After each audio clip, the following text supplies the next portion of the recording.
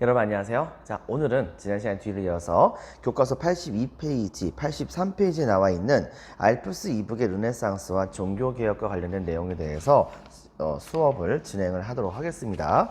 여러분도 알다시피 이른바 14세기 때쯤에 이탈리아 북부 지역을 중심으로 해가지고서 이른바 르네상스 시기라고 하는 그런 새로운 문화의 사조가 등장을 하게 됩니다. 그리고 이 문화는 그리스 로마의 인문주의에, 즉 인간 중심으로 모든 것을 생각하려고 하는 그런 풍조에 많이 따라가 가지고서 옛날로 돌아가려고 하는 운동으로 나타났다고 우리가 찾아볼 수가 있어요.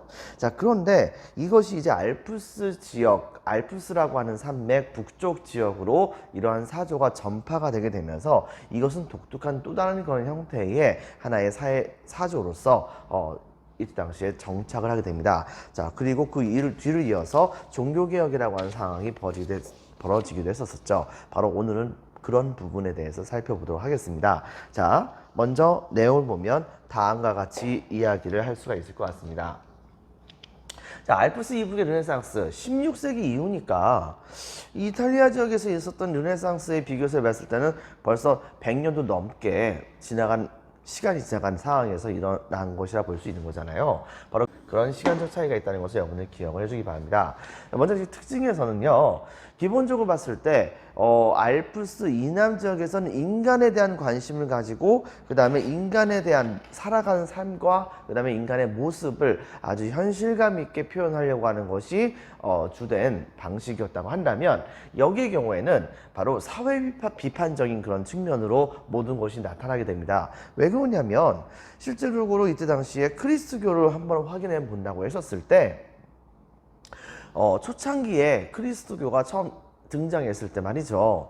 여러분들 알다시피 그리스도교의 대표적인 그런 그 교리는 모든 사람들은 전부 다 신 앞에서 평등합니까?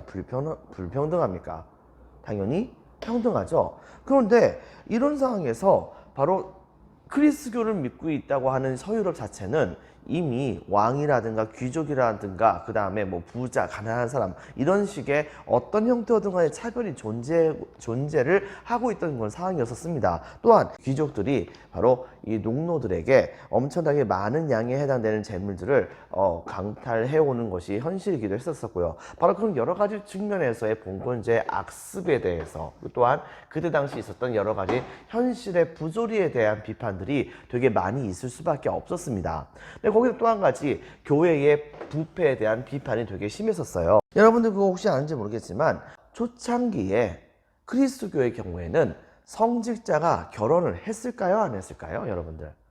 사실은 초창기의 그리스도교에서는 성직자들은 결혼이 가능했었습니다. 자, 그런데 수도원 운동을 펼치는 과정 중에서 바로 교회 부패가 너무나도 심각하니까, 바로 여러분 생각해 보세요. 교회에 신부님이 자식도 있고 아내도 있습니다. 그렇다고 한다면 자기가 먹고 살려고 하는 모든 바로 필요한 재물들은 그 지역에 있는 바로 많은 사람들의 헌금에 의해서 이루어지는 것이라 볼 수 있는데, 이왕이면 내 자식이 바로 좀 더 잘 되길 바라고 내 아내가 편안하게 살기를 원한다고 한다면 자연스럽게 열심히 이제 교회 생활을 한다고 했었을 때는 바로 그 지역에 있는 사람들에게서부터 많은 양에 해당되는 헌금을 최대한 많이 얻으려고 하는 거잖아요. 자, 이런 식으로 하다 보니까 부정부패를 저지르는 성직자들이 많이 등장하게 되면서 이 성직자라고 하는 자리 자체가 일종의 이권처럼 됩니다. 예를 들면은 어떤 지역에서는 바로 많은 양에 해당되는 헌금이 나온다 라고 한다면 서로 돈을 줘가지고서 그 헌금이 많이 나오는 그런 성직을 차지하려고 하는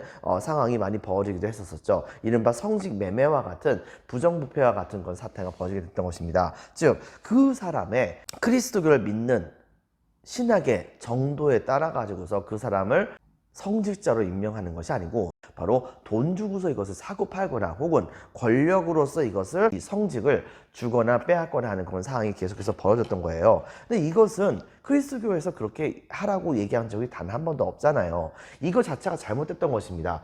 거기다가 심지어는 이미 수도원 운동 이후에 사실상 성직자들의 상당수는 공식적으로는 가족을 갖지 않는 것이 원칙입니다. 하지만 이것은 공공연하게 그다지 잘 지켜진 편이 아니었어요. 당시에 교황들조차도 사실상 조카라고만 칭했었던 바로 실질적인 교황의 자식들도 되게 많이 있다고 얘기할 수 있을 정도로 그 정도로 이때 당시에 카톨릭 사회가 되게 많이 썩었던 상황이었습니다. 바로 그런 상황에 대해서 이것이 진정한 그리스도교 사회의 모습을 보여주는 것이 아닌 것이 아니겠는가 라고 하는 것을 얘기하면서 비판했었던 에라스미스와 같은 그런 사람들이 이때 당시에 등장이 됩니다. 이른바 우신예찬이라고 하는 그런 책을 통해서요. 이분은 바로 지금 현재 모든 전 세계 그리스도교인들은 이른바 하늘에 계신 그 신을 열심히 숭배한다고 스스로 자부하고 있지만 그들이 하는 행동들을 전부 다 본다고 한다면 그들은 사실상 바로 하늘에 계신 그 신이 아니라 바로 나 자신, 바보 같은 신, 바로 우신을 숭배하는 것이다 라고 비꼬면서 이때 당시에 잘못된 바로 교회의 부조리에 대한 내용에 대해서 많은 부분을 비판하는 모습이 나타나게 됩니다. 자, 그리고 그 외에도 토마스 모어의 유토피아라고 하는 건 책이 있었어요. 이 유토피아라고 하는 건 책에서는 다음과 같은 이야기가 나옵니다. 사실 여기에서는요, 바로 여기 나오는 이 토마스 모어가 영국 사람이거든요. 바로 이 유토피아라는 책을 통해 가지고서 영국 사회를 엄청나게 비꼬는 그런 모습을 여기서 우리가 찾아볼 수가 있어요. 즉 여기서 되게 유명한 말 중에 하나가 바로 양이 사람을 잡아먹는다 라고 하는 그런 말이 되게 유명하거든요. 무슨 말이냐면요, 당시 상황은 이랬습니다.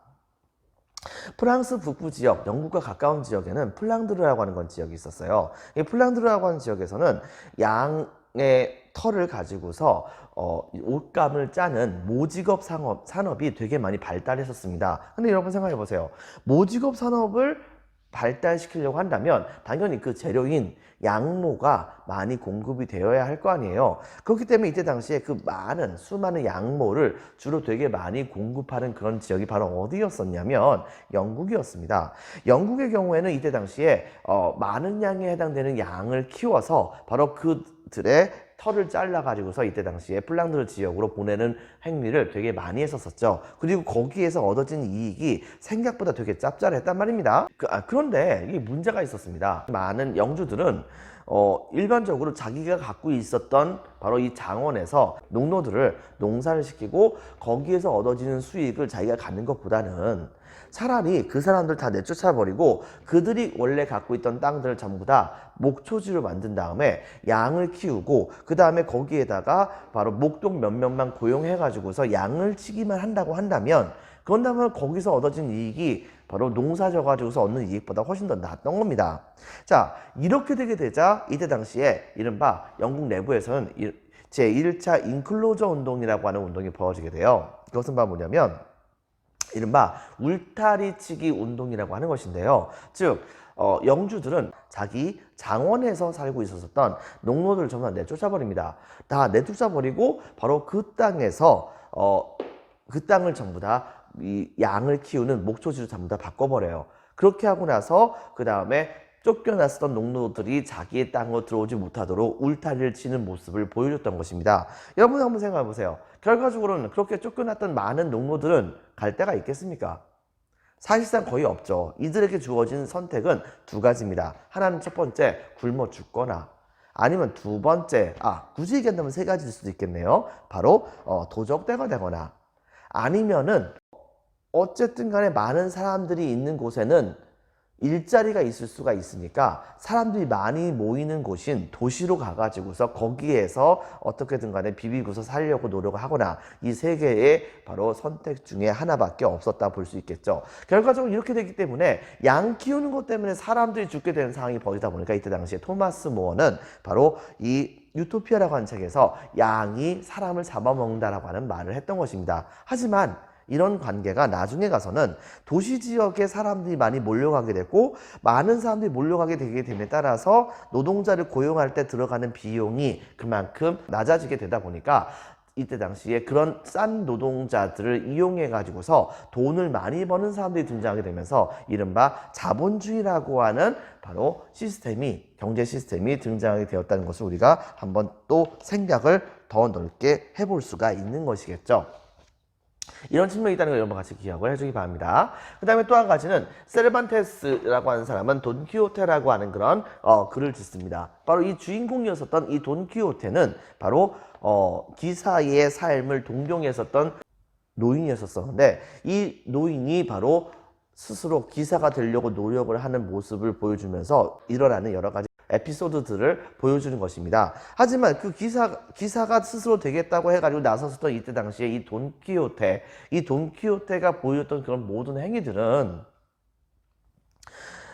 그 시대 때에 살았던 사람들이 봤을 때도 너무 웃기고 우스꽝스러운 모습을 보여줬던 것이라 볼 수 있겠어요. 결과적으로는 이 돈키호테를 통해 가지고서 세르반테스는 이미 몰락해 가고 있었던 싸우는 사람이라고 하는 중세시대 때 신분들, 즉 기사계급들의 잘못된 점, 그리고 안타깝게 몰락하는 그런 과정들을 전부 다 아주 통렬하게 풍자했다고 볼 수가 있는 것이겠습니다. 이런 측면을 여러분 같이 기억을 해주기 바라고요.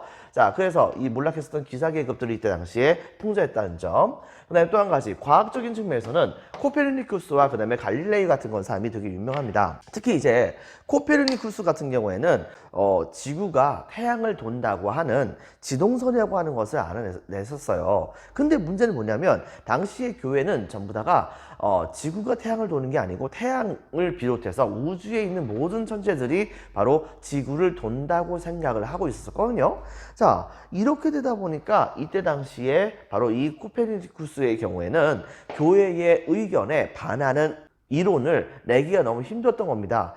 왜냐하면 잘못하면은 이때 당시에 교회에게 이단을 악마의 지식을 받은 사람이다, 뭐 이런 식으로 얘기를 해가지고서 바로 종교 재판으로 화형당할 수도 있는 거였거든요. 하지만은 자기가 알았던 그 지식을 계속해서 묻어두기엔 너무나도 아까웠던 거예요. 그래가지고 이때 당시에 코페르니쿠스는 어떻게 할까 고민하다가 인생을 건 한 가지 도박을 걸게 되죠. 그것은 바로 무엇이냐?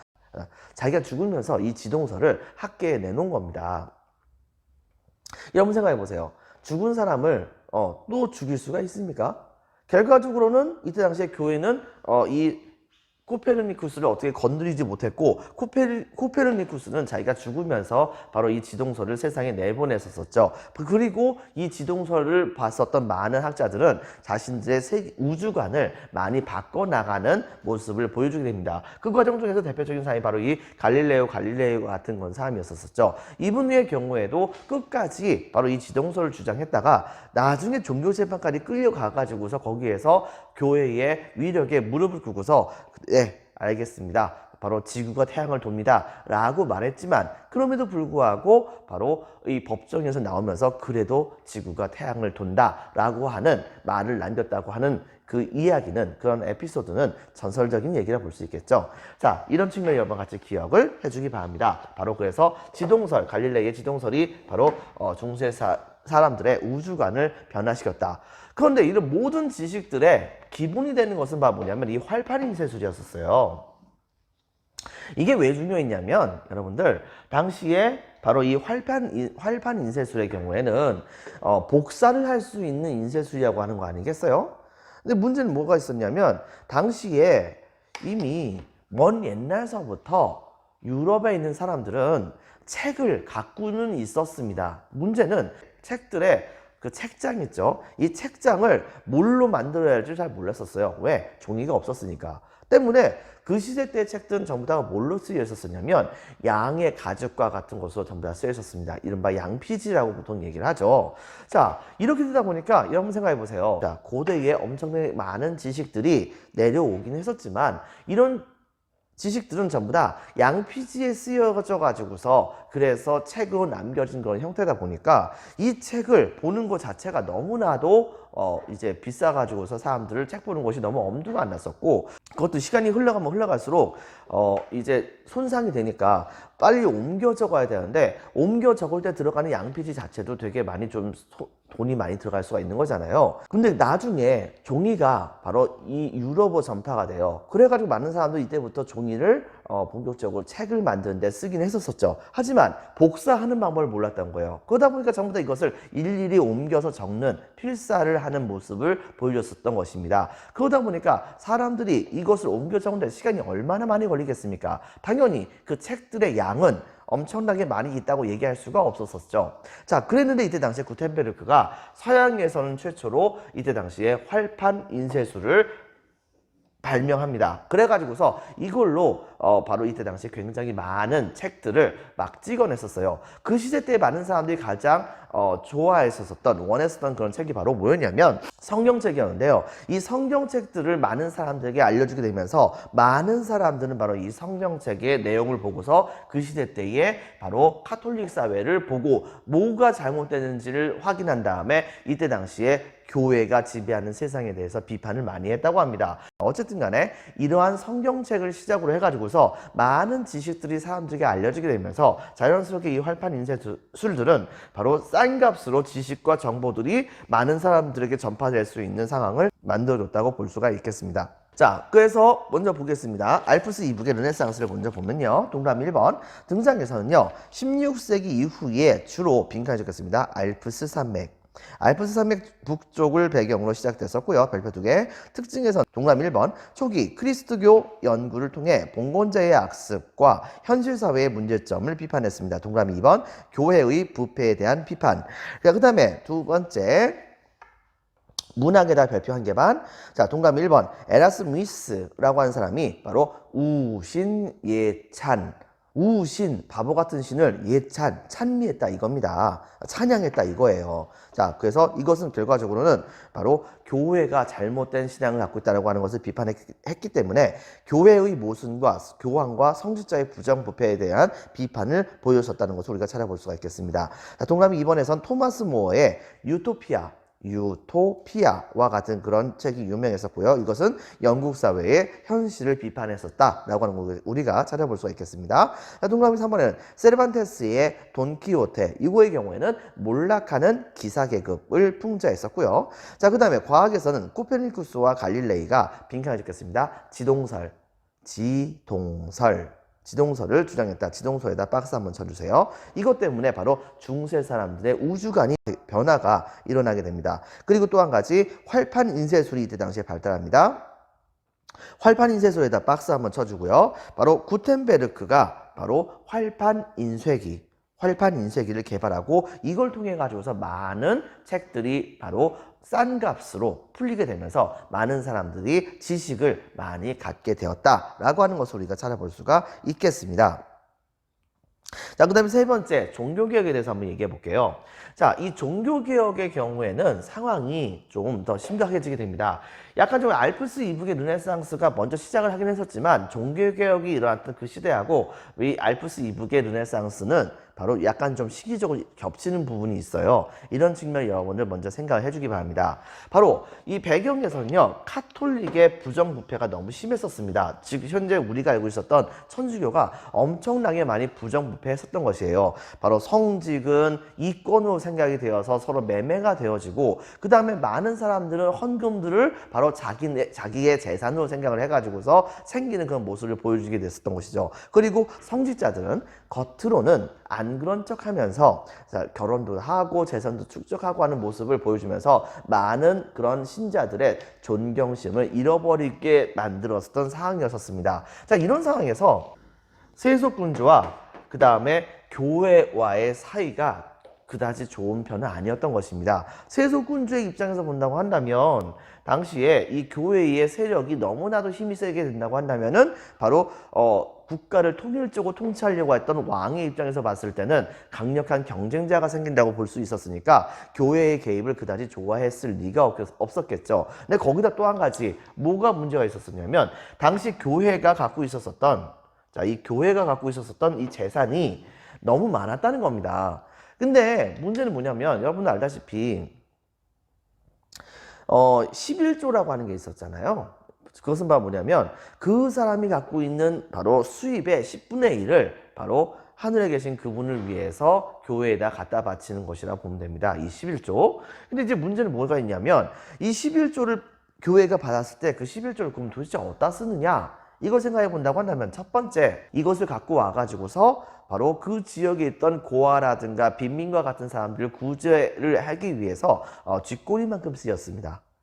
여러분들 쥐꼬리만큼 씌워지고 그 다음에 성직에 봉사하는 사람들을 위해서 꽤 많은 돈이 이때 당시에 사용이 됐었죠. 하지만 그럼에도 불구하고 어쨌든 간에 그 사람들은 자기네들의 위에 있다고 생각했던 존재, 바로 로마 교황청에다가 자기네들이 받게 되었던 그런 헌금 중에 일부를 전부 다 보냈어야 됐었으니까, 그렇게 해가지고서 보내줬던 굉장히 많은, 전 유럽에서 이제 모이게 됐던 많은 돈들은 로마 교황청으로 쏟아져 들어가게 됩니다. 그러다 보니까 그때 당시에 로마 교황청의 교황은 사실상 성직자이기는 한데, 당시에 유럽에 있는 모든 왕들의 재산을 다 합쳤다고 하더라도 교황의 재산에 미치지 못한다고 얘기할 수 있을 정도로 이 교황의 재산이 엄청나게 많았었어요.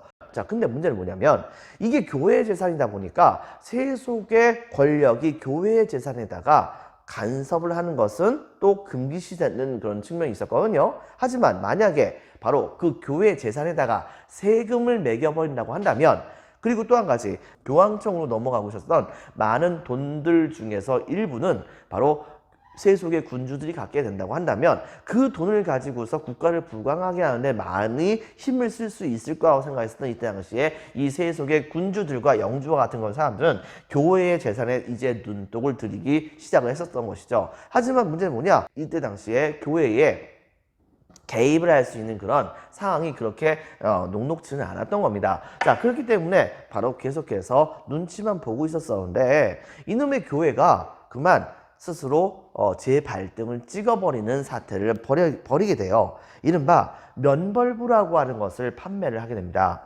자, 이 면벌부라고 하는 것은 이때 당시에 오른쪽에 보이다시피 신자들에게 일종의 기부금을 받고 교황의 이름으로 이제 벌을 용서해 줄 수 있다고 하는 면벌부라고 하는 것을 발행을 했었어요. 이것은 사실은 돈 받아먹고서 판매하거나 이렇게 하는 것이 아니란 말입니다. 자, 그런데 이제 문제가 뭐가 생기게 됐었냐면, 당시에 로마 교황청에서는 이번에 새롭게 바로 예전에 만들어서 썼던 그런 성당 중에 하나가 굉장히 좀 보수가 많이 필요했던 상황이었어요. 근데 돈이 많이 들어가네요. 그렇기 때문에 바로 이것을 해결하고자 당시에 그 필요한 자금을 마련하려고 하는데, 기존의 헌금 갖고는 안 된다고 생각했었기 때문에 당시에 교황청에서는 이른바 면벌부라고 하는 것을 아예 판매를 할 수 있게 조치를 취했던 것이에요. 자, 이렇게 되게 되자 많은 사람들이 이때 당시에 이 면벌부를 실제로 삽니다. 왜냐하면 성당적인 이론은 면벌부를 사는 사람에게는 그 사람이 죽은 다음에는 바로 그 연옥에서 벌을 받게 되는 그런 부분을 이 면벌부를 받는 사람의 경우에는 면제시켜준다고 하는 것이 원칙이거든요. 그렇기 때문에 연옥에서 벌을 더 이상 받지 않게 된다고 한다면 그 사람은 바로 하늘로 올라갈 수 있는, 천국으로 가들 수 있는 그런 조건이 되게 되는 것이겠죠. 그렇기 때문에 바로 많은 사람들이 어쨌든 간에 이 면벌부를 많이 사긴 했었었는데, 이 면벌부를 판매하는 성직자들 중에서 일부는 어떤 의미에서 보면은 굉장히 노련하게 바로 이 면벌부 판매에 적극적으로 나섰습니다. 예를 들면 이런 식이에요. 바로 자, 왔습니다. 여러분들은 드디어 면벌부를 살 수가 있어요. 여러분들이 만약에 이 면벌부를 사시게 된다고 한다면, 즉 여러분들이 갖고 있는 그 동전이 면벌부를 사겠다고 얘기를 하면서, 그러면서 여러분이 갖고 있는 그 동전이 바로 면벌부를 판매하는 바로 이제 동전함에 쨍그랑 하는 그런 소리를 내면서 떨어지는 그 순간 여러분들의 영혼은 바로 하늘에 계신 그분 옆으로 가 계시게 될 겁니다. 뭐 이런 식의 선전을 하게 된 거예요. 자, 이렇게 되다 보니까 많은 사람들이 그렇다고 한다면 면벌부를 사는 그 순간 그 사람의 모든 죄가 전부 다 용서가 되는 거 아니겠는가, 뭐 이렇게 생각을 해가지고서 벌떼처럼 많은 사람들이 이때 당시에 면벌부를 많이 샀다고 합니다. 근데 여러분, 그게 가능한 일이에요?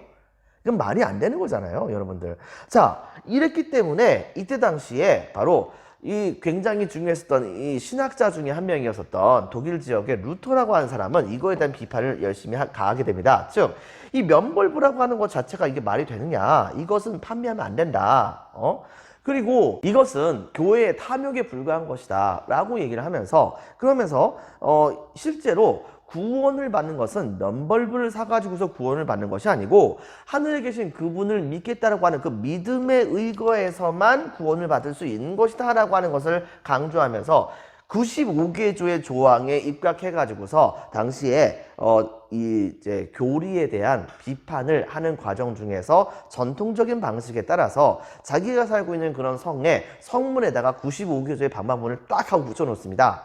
근데 이것은 전통적인 방법이긴 하거든요. 교리에 대해서 논쟁을 하기 위한. 그런데 문제는 그 모습이 너무 멋진 거예요. 많은 사람들도 솔직히 면법을 살 때는 나는 영원히 구원될 거야 뭐 이렇게 생각했었지만은 실제로 이걸 사고 난 다음에 나중에 봐보니까 교회한테 속은 것 같다는 느낌도 되게 많이 들었었거든요. 근데 이때 당시에 이거에 대해서 말이 안 된다라고 얘기했었던 루터의 95개조 방방문을 딱 보는 순간 루터의 말이 맞다 하면서 많은 사람들이 루터를 되게 많이 지지를 하게 됩니다. 나중에 가서 어떤 일이 벌어졌느냐, 교황청 쪽에서는 어쨌든 간에 그럼에도 불구하고 면벌부 판매를 중단할 수는 없고, 그 다음에 또 한 가지 루터가 이런 식으로 저항을 하게 된다고 한다면 그의 논리를 무너뜨릴 필요가 있겠다 생각을 해가지고서 당시에 이 교회를 가장 적극적으로 도와주고 있었던 세력, 즉 신성 로마 제국의 도움을 받아가지고서 이른바 공의회를 새롭게 한번 열게 됩니다. 그래가지고 이때 당시에 루터를 초청을 했었어요. 그래가지고서 이때 당시에 바로 교회는 이 루터와 같이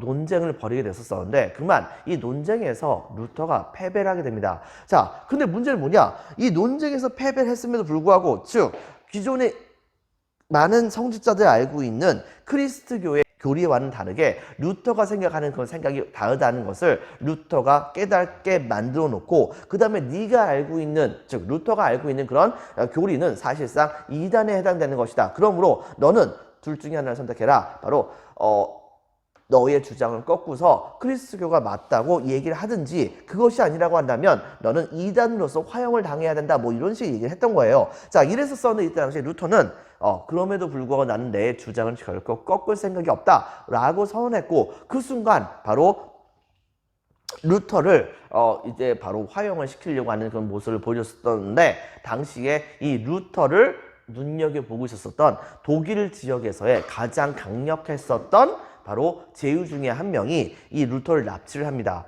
납치를 해가지고서 이 루터가 죽을 때까지 자기 성에서 보호하면서 연구를 할 수 있도록 도움을 주게 돼요. 자, 이렇게 되게 되면서 이른바 바로 루터의 교리에 적극적으로 따르는 그런 많은 제후들은 하나로 뭉쳐가지고서 카톨릭 쪽에 붙었었던 황제의 군대와 같이 전쟁을 벌이는 사태가 벌어지게 됩니다. 독일 내부에서 바로 이른바 내전이 또 한 번 벌어졌다 볼 수 있겠죠. 자, 이 내전은 생각보다 되게 많이 이루어졌었습니다. 거기에다가 루터의 95개조의 반박문은 엄청나게 많은 사람들에게 많이 확산이 됐었어요. 왜냐? 인쇄술이 발달했거든요. 그리고 농민들도 바로 루터의 그런 얘기를 딱 보는 순간 이거 맞는 얘기가 생각했었고, 제후들도 맞는 얘기가 생각했었기 때문에 이들이 이때 당시에 바로 적극적으로 루터를 지지하게 됩니다. 그래가지고서 한동안 계속해서 내전이 벌이다가 최종적으로는 결과적으로는 당시에 이거는 순전히 종교적이 아니라 정치적인 이유로 인해 가지고서 바로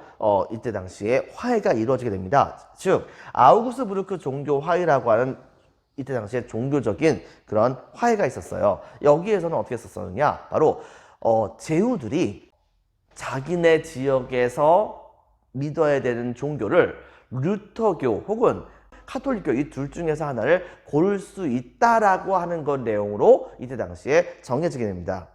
결과적으로 여기에서 루터파는 하나의 교회로서 인정을 받게 되었다 볼 수 있겠죠. 근데 여기서 여러분 착각을 하지 말아야 되는 것이 있어요. 개인의 종교의 자유가 인정된 게 아닙니다. 즉 제후가 다스리는 그런 지역의 종교는 제후가 정한다는 의미였었어요. 자, 그러다 보니까 이것이 진정한 문제 해결이 됐다고 볼 수가 있겠습니까?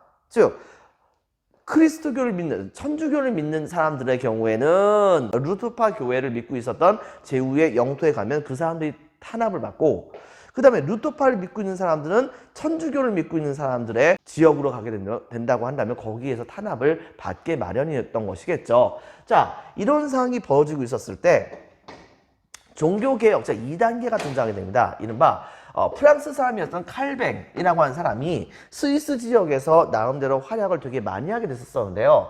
이 사람이 이때 당시에 이른바 예정설이라고 하는 것을 주장하게 됩니다. 즉 인간은 이미 태어난 그 순간부터 하늘에 계신 그분에 의해서 구원받을 것이 예정되었다라고 딱 얘기를 한 거예요.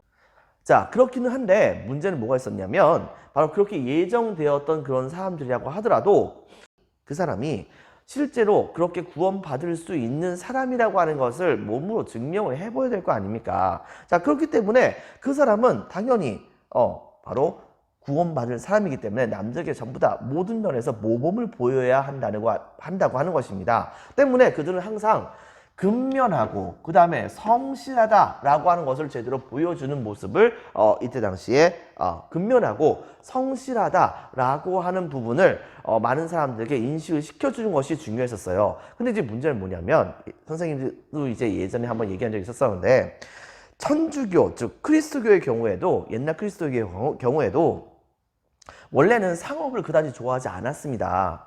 자, 그리고 이슬람 정도만 이제 상업을 좋아했었다 볼 수 있었겠죠. 자, 그런데 여기에서 어떤 일이 벌이게 됐었냐면 이 칼뱅주의의 경우에는 근면하고 성실만 하면은 그 사람의 직업이 무엇이든 상관없었습니다.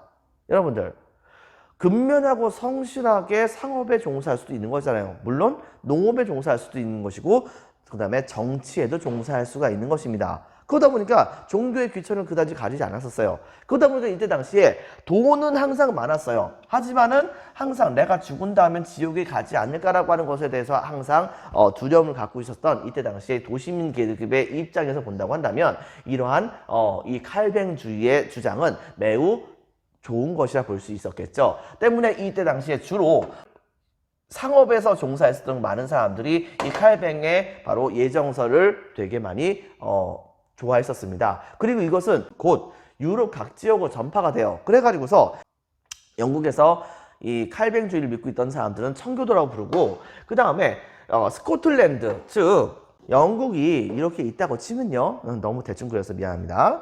바로 근데 이때 당시에 영국은 4개로 나뉘어져 있거든요. 이제 북부 지역을 스코틀랜드, 남부 지역을 잉글랜드라고 하고 그 다음에 서부 지역을 웨일스라고 얘기합니다. 그 다음에 이쪽이 바로 아일랜드죠. 근데 이들 중에서 스코틀랜드 지역에 전파가 됐었던 이 칼뱅주의자들을 일컬어서 뭐라고 부르냐면 장로파라고 보통 얘기합니다. 자, 그 다음에 프랑스 지역에 전파가 됐었던 칼뱅주의자들은 위그노라고 보통 얘기를 해요. 그리고 네덜란드 지역에 전파했었던 이 칼뱅주의자들은 보통 고이센이라고 얘기를 했었죠. 이렇게 되면서 이 칼뱅주의자가 이 기존에 있었던 루터파보다도 훨씬 더 많은 숫자를 자랑할 수 있을 정도로 그 숫자가 되게 많아지게 되었다는 것을 여러분들 같이 기억을 해주기 바랍니다. 자, 이런 상황에서 카톨릭의 편을 들어가지고서 적극적으로 이 칼뱅주의와 그 다음에 루터파가 전파되는 것을 막고 있었었던 그리스도교에서의 가장 중요한 세력 중에 하나인 영국이 갑자기 변심을 합니다. 즉, 이때 당시 영국의 국왕이었었던 헨리 8세, 전시장에 얘기했었던 헨리 7세의 아들이죠. 이 사람이 이때 당시에 원래는 아주 적극적인 교황의 지지자였던 사람이었어요. 자, 그렇긴 한데 이 사람이 아들을 낳고 싶었던 겁니다. 그런데 이제 문제는 뭐냐면 이 사람이 결혼했었던 바로 부인은 당시 유럽의 가장 강력한 제국이었었던 신성 로마 제국의 딸이었습니다. 그런데 문제는 이 자기 아내가 자기보다 훨씬 더 나이가 많은 거예요. 그런 상황에서 아이를 더 이상 낳을 수 없는 상황까지 가게 됐던 것입니다. 둘 사이에선 딸밖에 남지 않았던 상황이었거든요. 자, 이랬기 때문에 어떤 문제가 일어나게 됐었느냐? 헨리 8세는 바로 자기의 아내를 통해 가지고서 아이를 절대 낳을 수 없을 거라고 생각했던 거예요. 그래 가지고서 바로 이런 문제 때문에 자기 아내와 이혼을 하고 싶었습니다. 그래 가지고 당시 교황청에다가 편지를 보내요. 그래서 내가 이번에 좀 이혼을 하겠습니다. 왜?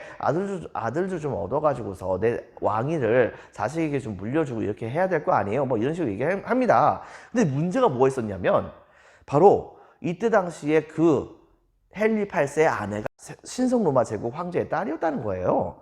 자, 이때 당시에 비록 영국의 국력이 강하긴 했었지만 당시에 신교도들과 싸움을 벌이는 데 있어서 신성 로마 제국은 유럽에서 가장 강력한 세력입니다. 그런데 교황이 헨리 8세의 말을 들어가지고서 신성 로마 제국의 황제의 마음을 불편하게 만든다고 한다면 그 다음부터는 신교에 대한 탄압을 신성 로마 제국이 갑자기 안 해버릴 수도 있는 거잖아요. 그래가지고 어떻게 했냐면 바로 교황청에서 이때 당시에 헨리 8세의 이혼 문제를 절대로 인정을 하지 않습니다.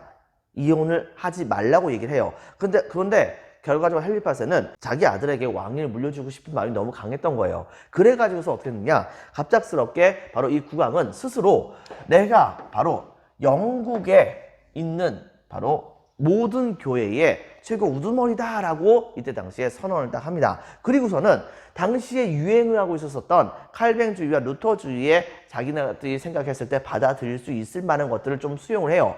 좀 수용을 하고 그 다음에 바로 독자적으로 카톨릭에서부터 스스로 독립을 합니다. 독립을 하고 그 독립을 한 다음에 바로 이때 당시에 새롭게 뽑히게 되었었던 교회의 우두머리에게 허락을 받아가지고서 자기 아내와 이때 당시에 이혼을 하게 됩니다. 그리고서 자기가 사랑했었던 시녀 엠블린이라고 하는 여성과 같이 결혼을 하게 되죠. 물론 나중에 이 엠블린도 딸만 낳게 되니까 나중에 가서는 이제 처형을 당하는 불운을 맞이하긴 합니다. 그 뒷이야기는 나중에 또 한번 얘기를 해줄게요. 여러분들, 바로 이렇게 되게 되면서 이른바 영국 국교회라고 하는 게 등장하게 됩니다. 이 영국 국교회는 글쎄요, 바로 신교의 일부를 받아들였었지만 카톨릭의 색채도 되게 강했었거든요. 이것이 바로 지금 현재 우리가 알고 있는 성공회라고 불리는 교회의 일파라 보면 되겠습니다. 이런 점을 여러분 같이 기억을 해주세요. 자, 드디어 이 일이 있고 나서는 유럽 전역은 100년이 넘게 바로 신교와 그 다음에 카톨릭 사이에서의 끝없는 투쟁으로 점철을 주게 됩니다. 이른바 유럽 내부에서는요, 카톨릭교와 그 다음에 신교끼리 싸움이 되게 많이 벌어졌으니 독일 안에서는요, 즉 신성로마 제국의 영토 안에서는 30년 동안 전쟁이 벌어집니다. 계속해서요. 두 번째는 프랑스 안에서는 이른바 위그노 전쟁이라고 하는 신교와 구교 간의 전쟁이 계속해서 벌어집니다. 그리고 이 30년 전쟁 과정 중에서 이른바 네덜란드 독립전쟁이라고 하는 전쟁도 같이 짬뽕돼서 나타나게 되는 것이죠. 그리고 이 30년 전 전쟁 과정 중에서 원래 카톨릭을 믿고 있었던 그런 프랑스가 신성 로마 제국의 힘을 약화시키겠다고 카톨릭을 믿고 있음에도 불구하고 황제 편을 든 것이 아니고 신교 편을 들어가지고서 바로 독일을 침공하는 사태도 막 벌어지게 됩니다. 이른바 유럽은 국제전쟁이 엄청나게 많이 벌어지고 있던 상황이었던 것이죠. 자, 이렇게 또 됐었었는데 문제는 너무나도 이 피해가 심각했고 특히 독일 지역에 이 피해가 많이 집중되는 그런 모습을 보여주게 되자 결과적으로는 신성 로마 제국의 황제가 두 손 두 발 다 들어버립니다. 즉 어떻게 했냐면 바로 이때 당시에 이 신성 로마 제국의 황제는 베스트팔렌 조약이라고 하는 조약을 맺어요. 이 조약을 통해서 30년 전쟁을 드디어 마무리를 합니다. 그리고 신교를 인정하는데 이때 가서야 바로 칼뱅파도 인정하고 루터파도 같이 인정합니다. 그리고 또 한 가지 바로 신성 로마 제국의 영역 안에 있었던 바로 스위스와 그 다음에 네덜란드 지역의 독립을 공식적으로 인정을 해주게 되죠. 이렇게 되면서 신성 로마 제국은 이제 완전하게 그 힘이 많이 약화가 되고 분열의 시대로 넘어가게 됩니다. 이런 부분 여러분 같이 기억을 해주기 바랍니다. 자, 먼저 보겠습니다. 자, 프린트 22페이지 종교개혁을 보면 별표 하나, 배경에선 동감 1번 카톨릭 교회의 부패에 대한 사회개혁적 분위기, 동감 2번 세속군주와 교회의 대립, 동감이 3번 교회 재산에 대한 관심 등. 자, 별표 2개, 루터, 자, 독일의 종교개혁을 보면 동감 1번 교황청의 빈칸을 읽겠습니다. 면벌부 판매를 비판하면서 95개조 반박문 이거를 발표합니다. 그 다음에 동감이 2번, 자, 믿음을 통한 구원을 강조하게 됩니다. 자, 그리고 이것이 바로 동감, 다시 한번 넘버링 합니다. 동감 1번, 인쇄술의 발달로 이런 주장이 많은 사람들에게 퍼져나갔고, 동감 2번, 독일의 제후와 농민들이 이걸 지지하게 되죠. 결과적으로는 1차에서는 아우구스부르크 종교화의라고 하는 종교협의회에서 바로 루터파 교회를 인정하는 모습을 보여줍니다. 하지만 바로 그 지역을 지배하는 사람의 종교가 그 지역의 종교가 되는 것이지 진정한 의미에서의 종교가 아니었다는 것을 기억을 해주세요. 자, 그 다음에 23페이지 넘어가면 자, 칼뱅 별표 2개 칩니다. 스위스 동감 1번 구원은 이미 예정되어 있다고 얘기합니다. 무슨 소리라고 하죠? 바로 예정설이라고 하죠. 동그라미 2번 근면과 성실이라고 하는 덕목을 매우 강조합니다. 그리고 다시 넘버링합니다. 동그라미 1번 도시의 시민계급들이 이것을 적극적으로 환영합니다. 왜? 자기네들도 근면성실하고 그 다음에 내가 스스로 하늘에게서부터 구원받았다고 생각을 하면서 행동하게 된다고 한다면 자기네들도 충분히 바로 구원을 받을 수 있을 거라고 생각했었기 때문이었겠죠. 동그라미 2번 영국의 청교도. 동그라미 3번 스코틀랜드의 장로파. 동그라미 4번 프랑스의 위구노. 동그라미 5번 네덜란드의 고이센. 이런 사람들로 확산이 되게 됐습니다. 자, 그 다음에 별표 하나. 영국 국교회의 성립. 지금의 성공회라고 했었습니다. 동그라미 1번 국왕 헨리 8세의 빈칸을 적겠습니다. 이혼 문제. 이혼 문제로 영국 교회가 로마 카톨릭에서 탈피하게 됩니다. 동그라미 2번 국왕이 영국 교회의 수장임을 선언하게 됐었습니다. 결과에선 역시 별표 하나. 카톨릭 교회와 신교의 갈등으로 독일 안에서는 동그라미 1번 독일의 30년 전쟁, 프랑스에선 동그라미 2번 프랑스의 위구노 전쟁, 동그라미 3번 네덜란드의 독립전쟁 등 국제전쟁이 발발하게 됩니다. 그리고 최종적으로 이것은 동그라미 1번 빈칸에 들어갈 만한 베스트팔렌 조약. 그 다음에 두 번째는 여기에서 동그라미 2번 신교가 인정됩니다. 루터파와 칼뱅파가 인정되죠. 그리고 동그라미 3번 스위스와 네덜란드의 독립이 인정되는 모습을 보여주게 되었다는 것을 여러분 기억을 해주기 바랍니다. 자, 여러분들 수고 많으셨습니다. 오늘은 여기까지 할게요. 감사합니다.